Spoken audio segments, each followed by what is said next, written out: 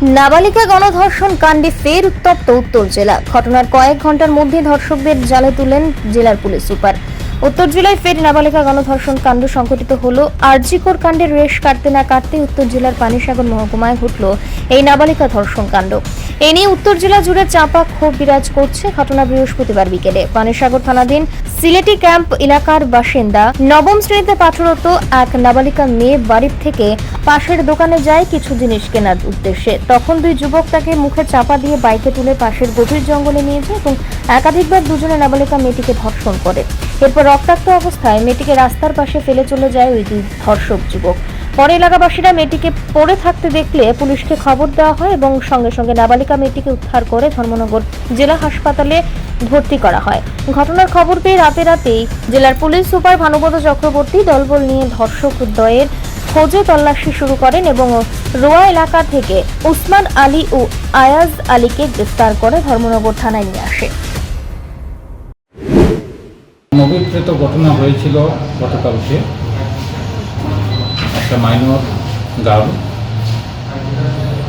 গণধর্ষণের শিকার হয়। আমরা এবং মেয়েটা ধর্মনগর হসপিটালে বর্তমানে চিকিৎসাধীন। আমরা এই কমপ্লেন পাওয়ার পরে একটা টিম গঠন করে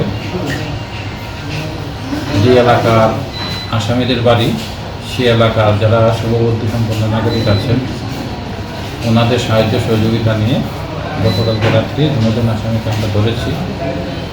এলাকাবাসী খুব সাহায্য করেছেন এবং আজকেও সব সম্প্রদায়ের মানুষ এই যে কালকে অ্যারেস্টে তারা প্রতিক্রিয়া ব্যক্ত করেছেন, ওনারা খুশি হয়েছেন।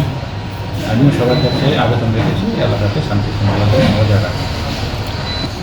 মাইনর একটা গার্লকে রেপ করা হয়েছে, গণধর্ষণ করা হয়েছে, গ্যাং রেপ করা হয়েছে। দুজন ছেলে করেছে। নাম হলো উসমান আলী আর একজনের নাম হলো আয়াজ উদ্দিন। 3টার সময় দোকানে গেছে, যাওয়ার পরে ঠান্ডা চিপস আনতে গেছে। আমি একটু পরে ফোন করছি, ফোন করানোর পরে বলছে আর কি টানতাম আমার বলছি বিস্কুট আর এই সাবুন লেগে। এরপরে তুমি কত হয়েছে না বন্যার লগে। আর কত সময় পরে ফোন করছি, নাম্বারটা ভিজিট। আমার বাবার মোবাইল দিয়ে ফোন করছি, এটাই ভিজিট। আমার বোনের বাইরের সবের নাম্বার ফুলাটা ব্ল্যাক লিস্টে বলা ইচ্ছে বোনে আছে, তার মোবাইলটা খাইয়ে নিয়ে। এরপরে একটা ছেলে পিছনে বাইকও বুইয়া তাই মুখের মানে উন্না দিয়া তাই মুখও বাইন্দা লেছে। আর এইটা চালাইয়া তারা 10 কোটি নিচে গিয়ে 10 কোটি থেকে নিয়ে পিছনের রাস্তা থেকে জঙ্গল দিকে ঢুকাইছে।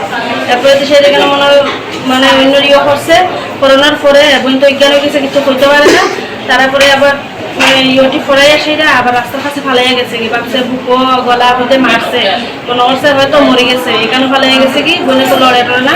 এখানে পাবলিকে খাইয়া সেরা তারা বাইক নিচে নিয়ে টল দিচ্ছে মাথার ভিতরে। দেওয়ার পরে জ্ঞান আইছে না।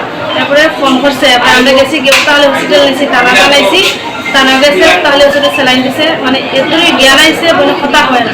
বুকের ভিতরে মারছে, সাপ দিছে, গলা টিপাইছে, বোনে মারতে পারি।